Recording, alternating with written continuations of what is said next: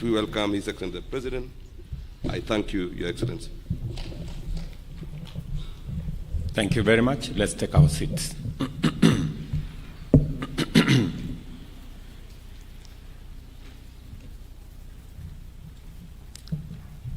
Let me take this opportunity, first and foremost, to congratulate Cabinet Secretaries whom I nominated and have been approved by Parliament, and subsequently I appointed. And today they have taken their oath of office. Congratulations, ladies and gentlemen. Our nation has emerged from a period of immense struggle caused by a fundamental misunderstanding about the ways and means of accomplishing what we all agree are our shared aspirations as a people, and that is a governance that delivers security and prosperity inclusively and sustainably. It is true, and I freely admit, that due to suboptimal communication of our development agenda and a feeling of insufficient public engagement, we have lost many opportunities to walk the journey of transforming Kenya with everyone aboard, leaving some citizens unable to connect with the policies, programs, and projects that have been rolled out throughout our country. At the same time, many public officials have fallen short of constitutional standard for public officers as laid out in Article 10, Chapter 6, and Chapter 12 of the Constitution of Kenya, which makes it clear that we, as public servants and officers, are the servants of the people, and that the totality of our actions and conduct must reflect this fundamental principle and the highest standard of integrity required of public office. The people of Kenya work hard and endure tremendous difficulties in their quest to fend for themselves and create opportunities for their families. Majority of people are managing intense pressures arising from local and global economic, geopolitical, and climatic circumstances. Kenyans are neither afraid of struggle nor labor. We are proven serial winners of both. All they ask and all they need is a government that maintains an enabling environment for them to succeed and stays out of their way while they go about their work. Kenyans demand and not only deserve, but are constitutionally entitled to servant leadership. All levels of public service, from the cabinet all the way to the grassroots, have no choice but to live up to the truest standard of servant leadership. Consequently, and taking this into account, we shall proceed to take unprecedented steps to accelerate the delivery of the national economic transformation agenda with integrity, efficiency, transparency, and inclusivity. During the past month, I have made effort to keep my promise to engage in extensive consultations with leaders from diverse sectors, both public and private, with a view to constituting a broad-based government powered by an inclusive bipartisanship that will accelerate and turbocharge the radical transformation of not just our economy, but also our country. More than ever, it is clear that we are fully united by a shared devotion to secure a prosperous Kenya that serves all of us.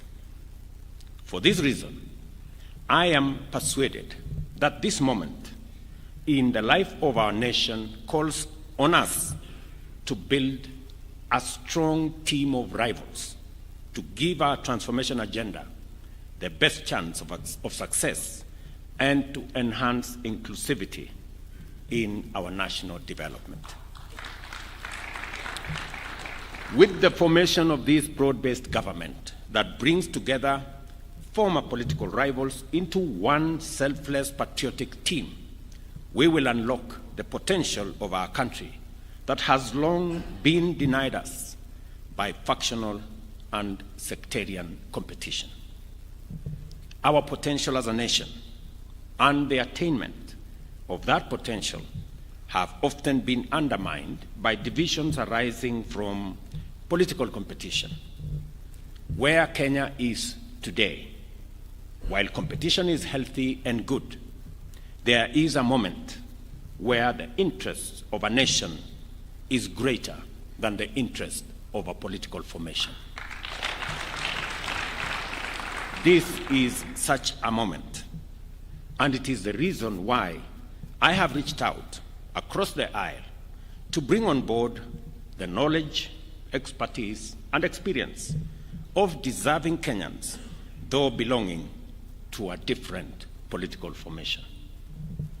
I am persuaded that a moment such as this in the history of our nation calls on patriotic citizens to forge an alliance of rivals, to harness our collective political capital, knowledge, and expertise to take the strides necessary to make our country great.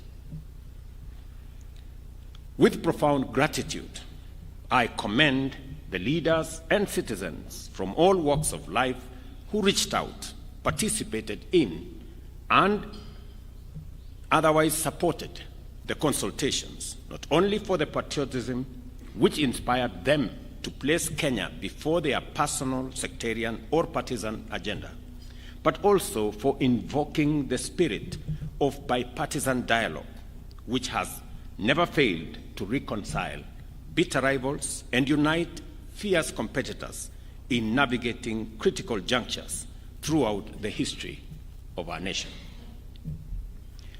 It is this noble spirit, this willingness to negotiate, to listen, to find common ground in the middle of conflict that drew our freedom fighters from the forest to the negotiating table at Lancaster House in London.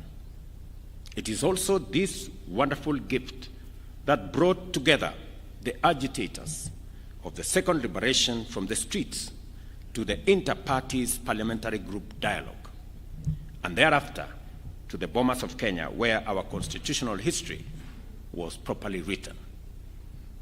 The ability to talk things out also enabled Kenyans to pull the nation back from the brink of an existential precipice and embark on a national accord which gave birth to the institutional dispensation that we are still working to perfect today. Here we are again today, called upon to remember the lessons of history, to live up to the demand of this moment, and set aside our partisan interests in order to show up for Kenya. The work of making our nationhood more perfect through inclusion, unity, equity, and social justice must begin by speaking with each other, listening to one another, and recognizing that every one of us wants the best for this nation.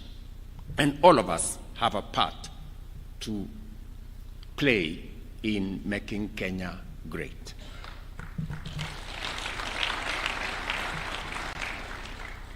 The firm foundation we have built over the last 2 years on the basis of the bottom-up economic transformation agenda focused on job creation, development of local industrial capacity, and wealth creation. Transforming our agriculture for food security and agro-industrial acceleration. We focused on harnessing the potential of our micro, small, and medium enterprise to drive our economic progress. We've also endeavor to exploit the opportunities of our digital superhighway to promote technological and creative capabilities on a higher scale, creating opportunities for digital jobs, making sure that we also invest in universal health coverage to provide all citizens without discrimination with high-quality health care through social health insurance and the employment of thousands of healthcare professionals to provide promotive, preventive, as well as curative services, as I have worked with counties. The radical increase in the number of affordable and social housing units through our affordable housing strategy, which has delivered millions of direct and indirect employment opportunities for a variety of professionals, as well as investment and business opportunities for enterprise and industries, has gone a long way in setting that foundation firmly. The reconstituted cabinet, therefore, will accelerate the attainment and will build on this solid foundation already built over the last 2 years, but additionally will focus on the following critical areas. The first of these areas covers accountability and the fight against corruption. To enhance accountability and promote responsibility for the use of public resources, we shall introduce measures to levy a surcharge against any accounting officer or other public officer who has, by their action or omission, occasioned loss of public resources in accordance with Article 226(5), 201(d), and 232(b) of the Constitution. To eliminate the ghost worker payroll fraud at all levels of government, we shall also implement a unified personal identification system for all persons working across all arms of government, including constitutional offices. Further, Cabinet shall introduce a legal and institutional framework for mandatory and continuous vetting of all public officers. The same framework will provide the repository for wealth declaration across the entire of government under one office. In addition, we shall facilitate expeditious investigation and prosecution of all offenses related to corruption and economic crimes through amendment of the relevant statutes, including the Evidence Act, the Criminal Procedures Code, and provide for their determination of all cases within 6 months. We believe that our war on corruption will be significantly boosted by measures to make it easier and safer for citizens and whistleblowers to come forward and report corruption and economic crimes. And for this reason, the reconstituted Cabinet shall consider relevant amendments to the Witness Protection Act to enhance appropriate incentives and forward the same to Parliament. Further, as I indicated in my earlier address, I have engaged with the parliamentary leadership with a view to expediting the enactment of the Conflict of Interest Bill and expressed my determination to sign a robust, effective instrument into law in due course. I further reiterate my determination to make full use of the opportunities within our legal and institutional structures and systems to consult and collaborate with national justice, law, and order institutions with a view to promoting their efficiency and efficacy in expeditious and conclusive investigations of all active cases within a framework that we are going to agree on. As pertains to the management of public expenditure, I believe that the time has come for us to break new ground. That is why, beginning in the year 2025-2026 financial year, we shall adopt a zero-based budgeting system to reorient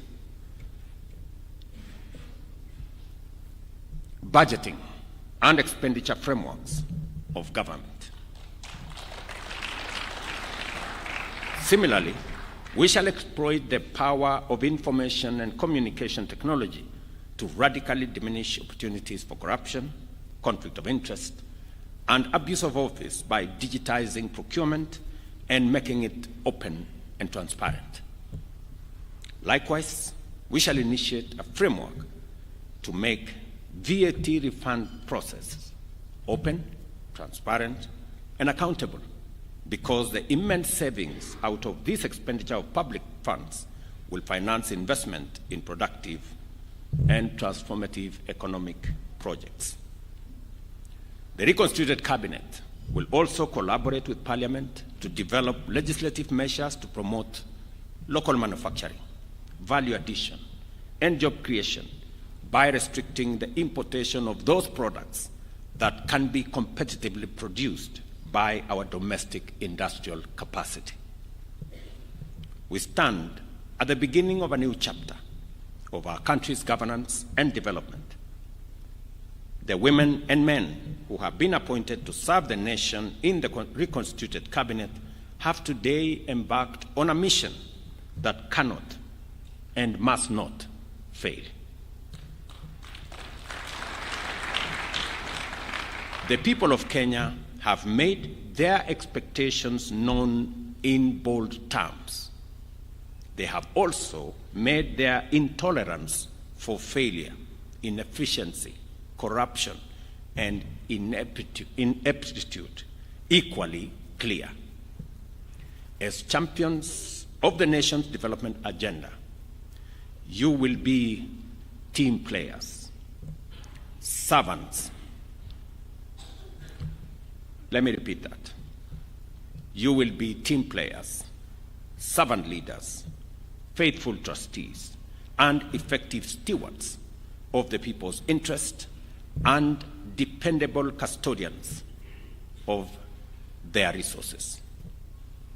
I am confident that each one of you has what it takes to deliver on your mandate and to satisfy the people's expectations. This is important because henceforth, the terms of our contract with the people will remain in sharp focus. We have no choice but to keep our part of it. The privilege to serve in positions of such high responsibility has come to you with an immense duty to do everything in your power to ensure that Kenyans receive the best services from the government efficiently, without discrimination, and without delay. I urge you, therefore, ladies and gentlemen, members of my cabinet, to go forth and from this day focus on delivery and dedicate your time and effort to the implementation of the various strategies, programs, and projects that the nation's transformation demand. I encourage you to make the people of Kenya your first and only priority, and to never let your own interests come in the way of your duties. I give you my assurance of my full support in discharging your mandate and in executing a reimagined and catalyzed transformation agenda. I have already given my undertaking to be the foremost steward of public resources and embrace my accountability for its proper use.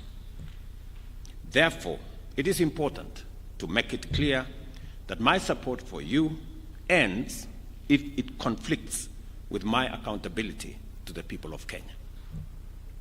Let us therefore work together in doing the right thing, and we collectively will be assured of success. I pray that the Almighty God grants you strength, wisdom, clarity, and focus as you assume office, and wish you success in your new assignment.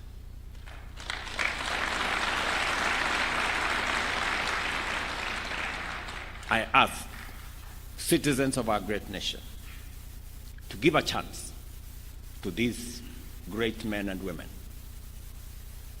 to this new cabinet, and to support them to deliver on the mandate that has been given to them constitutionally, and as they perform their duties in the best interest of our country. Thank you very much. God bless you.